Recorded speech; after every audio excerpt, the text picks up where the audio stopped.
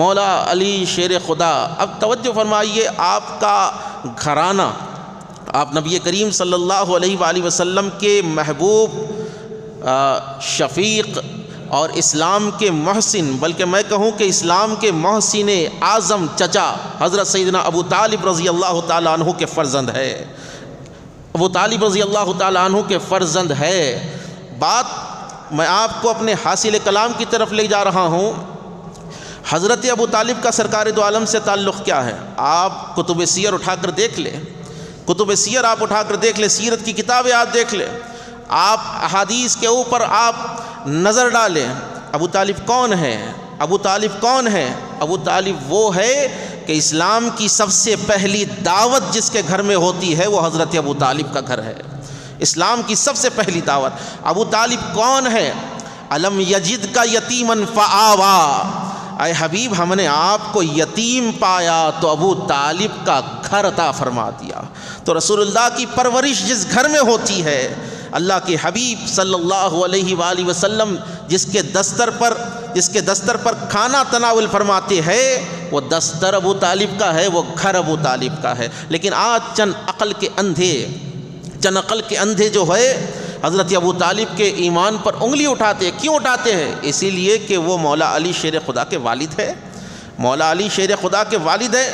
جی بات میں حاصل کلام کی طرف لے جا رہا ہوں۔ جب حضرت موسیٰ علیہ السلام فرعون کے دربار میں پہنچ گئے، تفصیل میں نہیں جانا چاہتا، وقت میرے پاس بہت کم ہے۔ جو سن رہے ہیں درود پاک کا نذرانہ پیش کرے، پڑھے اللہم صلی علی سیدنا محمد وعلی آل سیدنا محمد وبارک وسلم۔ حضرت موسیٰ علیہ السلام شیر خارگی کے عالم میں ہے، آپ کی والدہ نے صندوق میں ڈالا اور دریائے نیل میں بہا دیا، فرعون کے دربار میں پہنچ گئے۔ اب یہاں پر روایتیں آتی ہے کہ حضرت موسیٰ علیہ السلام کو دودھ پلانے کے لیے فرعون نے حکم جاری کیا کہ آؤ اس بچے کو دودھ پلاؤ۔ 70 عورتیں آئی، ایک کے بعد ایک۔ حضرت موسیٰ علیہ السلام نے کسی عورت کا دودھ نہیں پیا، حضرت موسیٰ علیہ السلام کی والدہ جب آئیں تو حضرت موسیٰ نے اپنی والدہ کا دودھ پیا۔ یہاں پر مورخین فرماتے ہیں کہ حضرت موسیٰ نے وہ 70 عورتوں کا دودھ کیوں نہیں پیا؟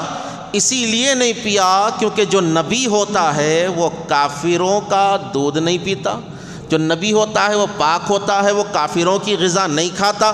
تو ذرا سوچئے، موسیٰ کلیم اللہ کافر کا دودھ نہ پیے اور رسول اللہ ایک کافر کے گھر میں پلے، یہ کیسی بات ہو سکتی ہے؟ تو یہاں پر تاریخ میں گڑبڑ کی گئی ہے، مولا علی شیر خدا کے بغض میں گڑبڑے کی گئی ہے۔ ایسا دور تاریخ اسلام نے دیکھا ہے کہ تقریباً 90 سال تک ممبروں پر کھڑے ہو کر، مسجد نبوی کا ممبر ہو یا آپ دیکھیں بنو امیہ کی حکومتیں جہاں تک تھی، ممبروں پر کھڑے ہو کر مولا علی پر لعن طعن کی جاتی تھی، سب و شتم کیا جاتا تھا۔ آپ تاریخ خلفاء اٹھائیے، تاریخ طبری آپ اٹھا کر دیکھ لیجئے، تاریخ ابن عساکر آپ اٹھا کر دیکھ لیجئے، بنو امیہ کی حکومت میں مولا علی شیر خدا پر، سیدائے کائنات پر لعن طعن کی جاتی تھی۔ تو سوچو، جو رسول اللہ کے برادر پر لعن طعن کرتے تھے، جو رسول اللہ کے داماد پر لعن طعن کرتے تھے، ایک خلیفہ راشد پر لعن طعن کرتے تھے، کیا بیر ہے کہ انہوں نے جھوٹی روایتیں گھڑ کر حضرت ابو طالب کو کافر ثابت کر دیا؟ یہ صوفیہ کی جماعت کا اور اکابر علماء کا اس پر اتفاق ہے کہ حضرت ابو طالب مومن ہے، چلیے